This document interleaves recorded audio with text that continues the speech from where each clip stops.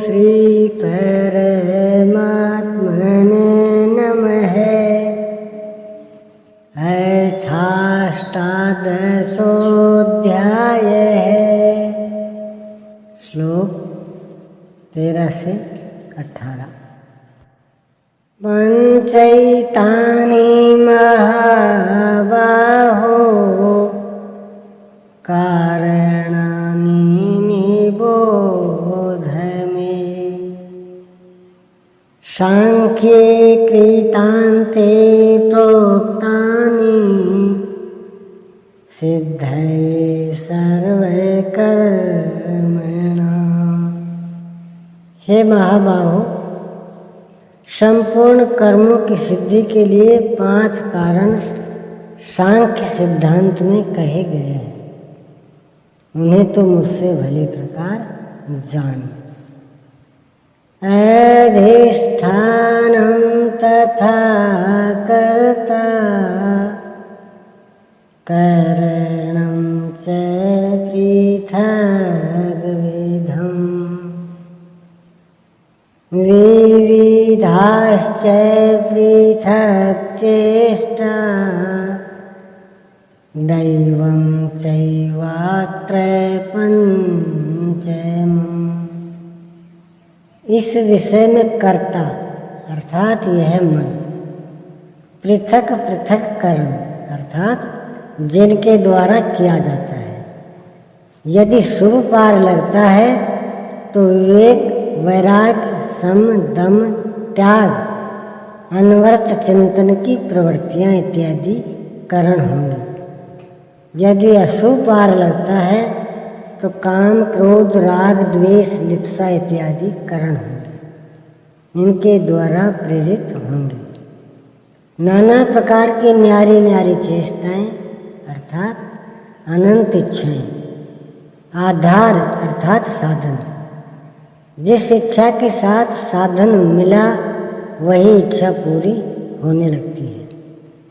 और 5वां हेतु है दैव अथवा संस्कार। इसकी पुष्टि करते हैं।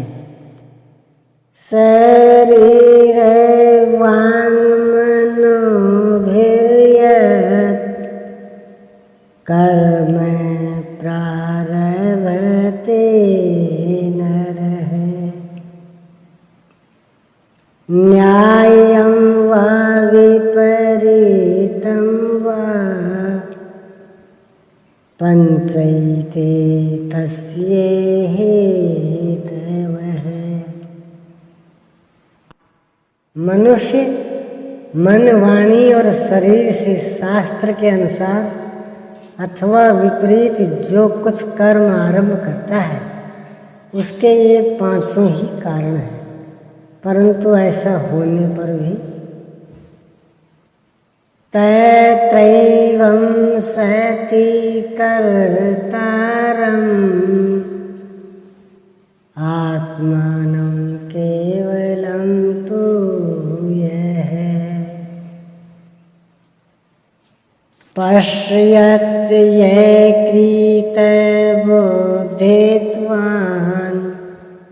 न स पश्यति दुर्मतिः।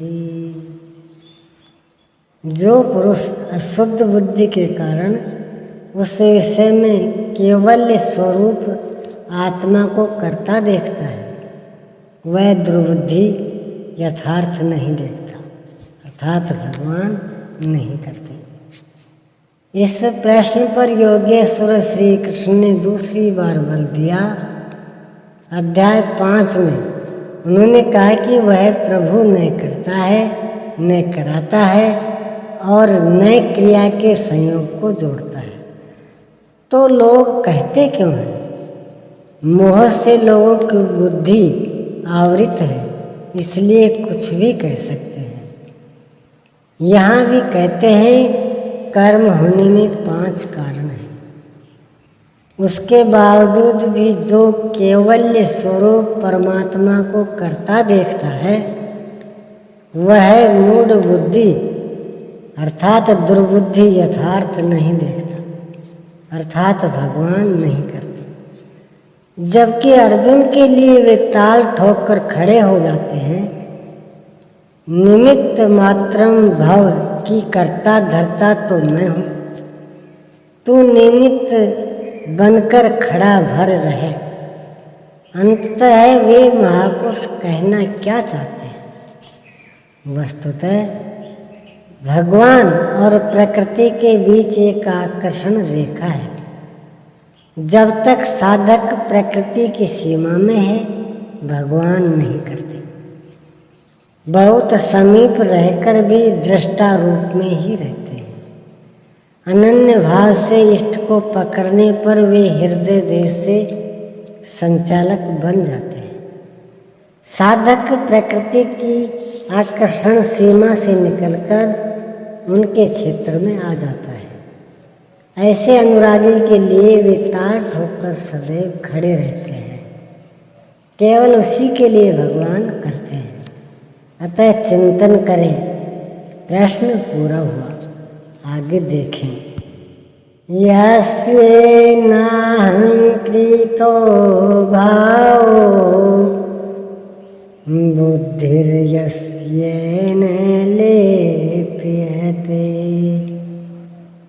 हत्वापि सैमान् लोकान् नेहन्ति न निबध्यते। जिस पुरुष के अंतःकरण में मैं करता हूँ ऐसा भाव नहीं है तथा जिसकी बुद्धि लिपायमान नहीं होती, वह पुरुष इन सब लोगों को मारकर भी वास्तव में न तो मारता है और न बंधता है। लोक संबंधी संस्कारों का विलय ही लोक संहार है। अब उस नियत कर्म की प्रेरणा कैसे होती है, इस पर देखें। ज्ञानं ज्ञेयं परिज्ञाता त्रिविधा कर्म चोदना करणं कर्म कर्तेति त्रिविधः कर्म संगः। अर्जुन, परिज्ञाता अथवा पूर्ण ज्ञाता महापुरुषों से ज्ञानम, उसको जानने की विधि से, और ज्ञेयम, जानने योग्य वस्तु, अर्थात श्री कृष्ण ने पीछे कहा कि मैं ही ज्ञेय जानने योग्य पदार्थ हूँ, से कर्म करने की प्रेरणा मिलती है। पहले तो पूर्ण ज्ञाता कोई महापुरुष हो, उनके द्वारा उस ज्ञान को जानने की विधि प्राप्त हो, लक्ष्य ज्ञेय पर दृष्टि हो, तभी कर्म की प्रेरणा मिलती है। और कर्ता अर्थात मन की लगन, करण अर्थात विवेक, वैराग्य, सम, दम इत्यादि, तथा कर्म की जानकारी से कर्म का संग्रह होता है। कर्म इकट्ठा होने लगता है।